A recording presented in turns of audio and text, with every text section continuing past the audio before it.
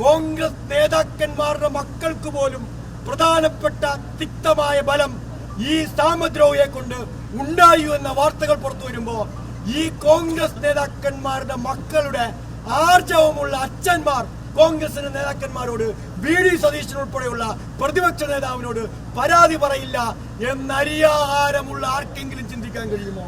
ഇങ്ങനെ പരാതികളുടെ കൂമ്പാരം രഹസ്യമായി ഈ നേതാക്കന്മാർക്ക് മുൻകാലം മുതൽ കിട്ടിയിട്ടും ആ പരാതി ഓരോന്ന് കിട്ടുമ്പോഴും ഓരോ പ്രമോഷനാണ് ഈ സാമദ്രോഹിക്ക് കോൺഗ്രസ് നേതൃത്വം കൊടുത്തുകൊണ്ടിരുന്നത്. ഓരോ കൊള്ളരുതായ്മയ്ക്ക് ഒരു പ്രമോഷൻ, ഒരു കുട്ടിയോട് നടത്തുന്ന പീഡനത്തിന് ഒരു പ്രമോഷൻ, അങ്ങനെ എണ്ണി ഈ നേതാക്കന്മാരുടെ പെട്ടി പിടിച്ചതിന് എത്ര പ്രമോഷൻ ഈ പെൺകുട്ടികളുടെ കണ്ണീരിൽ ചവിട്ടി ഈ കോൺഗ്രസ് നേതൃത്വത്തിലുള്ള ആളുകൾ കൊടുത്തു.